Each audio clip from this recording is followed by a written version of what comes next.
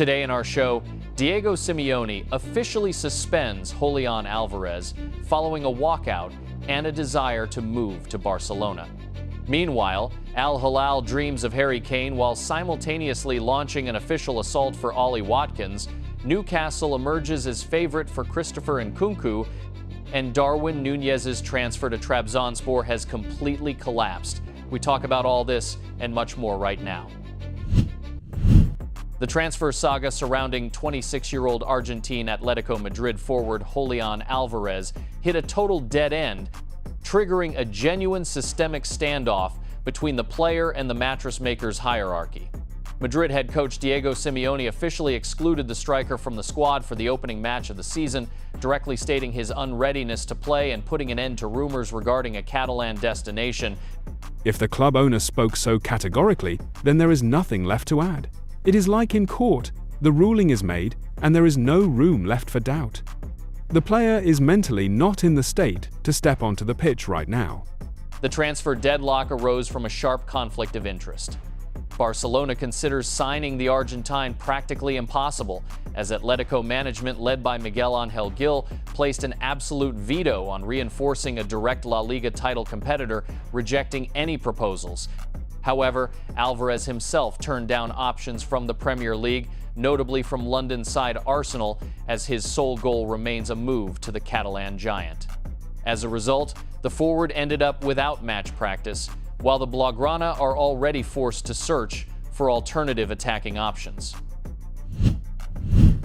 As we reported in yesterday's show, Saudi side Al-Hilal indeed moved from words to action and launched an official assault to transfer Ollie Watkins.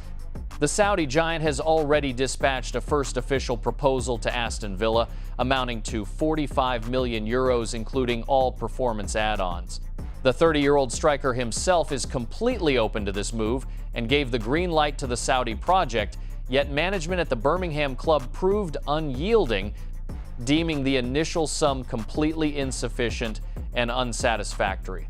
The logic of Aston Villa and Unai Emery is purely pragmatic and tied to a massive domino effect in the market. They will release Watkins only when the compensation fee allows them to completely cover the purchase of an equivalent attacking replacement. Emery's primary target for central striker is 25-year-old Senegalese Chelsea forward Nicolas Jackson. The Spanish specialist knows the player's potential inside out from working together at Villarreal and considers him an ideal candidate for his high-intensity style. At the same time, legal details make this deal even more complex. A move for Jackson is possible exclusively on a permanent basis, as Aston Villa's domestic Premier League loan limit is completely exhausted following the earlier loan arrangement for Alejandro Garnacho from Chelsea. The Londoners understand the Birmingham side's predicament completely and set an ironclad price tag of 75 million euros for their forward. That is precisely why Aston Villa insists that Al-Hilal raise its check for 30-year-old Watkins to 65 to 75 million euros. Such a financial calculation will allow the Villains to break even under FFP balance, painlessly swapping an aging striker for a younger, more prospective performer selected directly by the head coach. Yet the ultimate dream for Al-Hilal actually remained a completely different striker. The Saudis established direct contact with the entourage of 33-year-old England national team captain Harry Kane, hoping to blow up the transfer market and entice him to the Saudi Pro League. In parallel, Barcelona and Tottenham monitored the situation closely, yet the Saudi giant and European suitors quickly realized a transfer was impossible. Kane flatly rejected all approaches from Saudi Arabia and Catalonia, as right now he tops the favorite lists to win the Ballon d'Or. Following an incredible season in which the Englishman hammered in an astounding 72 goals in all competitions while claiming the European Golden Shoe, bookmakers and analysts place him #1 in the race for world football's supreme individual honor.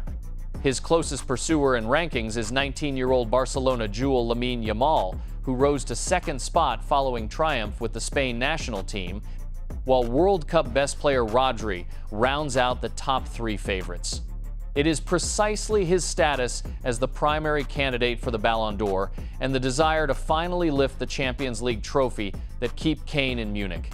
The 33-year-old forward personally set the record straight in comments to the German press. Now is the right time to sit down at the table, as I have 1 year remaining on my contract.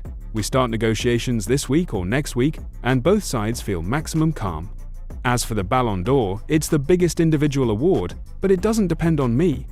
I did everything I could on the pitch, giving my absolute max, but there are still several months until the decision, so right now my primary goal is the new season and new trophies with Bayern.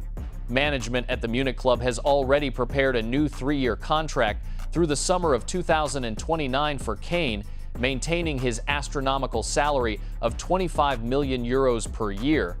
So the Saudi sheikhs will have to search for new targets as Harry Kane stays to conquer Europe.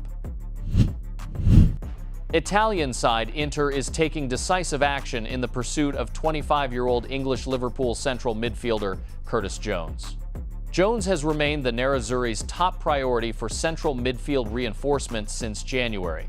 The Italian giant is preparing a new, improved offer worth 35 million euros, raising its threshold after previous proposals of 20 and 25 million euros were rejected by the Merseysiders. Inter management is resuming direct contact with the player's entourage, attempting to finalize the deal as quickly as possible without relying on outgoing moves from the Nerazzurri squad. Liverpool initially valued their academy product at 40 million euros, yet because Jones has only 1 year remaining on his deal through the summer of 2027, the club is ready to compromise and accept a check around 35 million euros to avoid losing the player for free next season. Jones himself seeks a change of scenery for regular match practice and has already agreed personal terms with the Milanese side. Now the transfer's fate depends entirely on a final consensus between the clubs.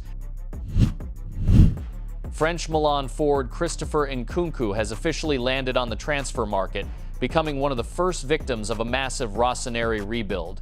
The Italian club's new head coach, Ruben Amorim, launched a decisive squad cleanup and made it clear to executive management that he does not view the 28-year-old versatile forward in his tactical plans for the 2026 to 2027 season. Nkunku moved to Milan in the summer of 2025 from London side Chelsea, yet adaptation in Italy proved extremely difficult. Following a pale season in which the player scored merely 8 goals in 35 matches, Rossoneri bosses seek to clear the wage bill and listed the forward for sale at 30 million euros to recoup the funds spent on his transfer a year ago. Newcastle United emerged as the undisputed favorite in the race for the Frenchman. The English club is searching for attacking reinforcements and is preparing a full buyout for 30 million euros, fully satisfying the Milanese club's financial appetite. For Nkunku himself, a move to St. James's Park represents an absolute priority. The player seeks a return to the Premier League to prove his capabilities following injuries and an unsuccessful spell at Stamford Bridge. At the same time, German side RB Leipzig is attempting to mount serious competition against the English club. The Red Bulls dispatched an official proposal to Milan for a loan structured with an option to buy, dreaming of bringing back the star forward who previously captured the Bundesliga Golden Shoe in their squad, registering 70 goals in 172 matches for the Red Bulls. Additionally, Aston Villa is watching the situation closely as Unai Emery searches for coverage in the event of Ollie Watkins' sale, alongside Borussia Dortmund and Roman side Roma. Nkunku took a short pause to analyze all options, yet Newcastle's readiness to pay the full sum, alongside the player's desire to perform in the Premier League, make a move to the Magpies the most probable resolution to this saga. The transfer saga surrounding 27-year-old Uruguayan forward Darwin Núñez and Karim Benzema took a fresh, concrete turn. Negotiations regarding Núñez's move to Turkish side Trabzonspor hit a total dead end and collapsed.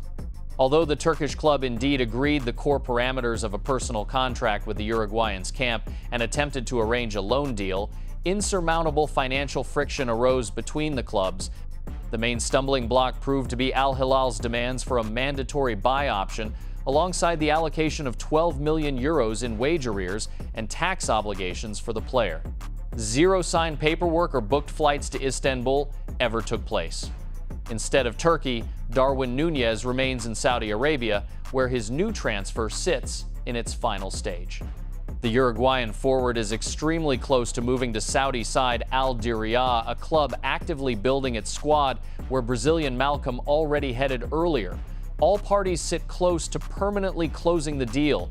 In parallel, a storyline unfolds involving 38-year-old Karim Benzema.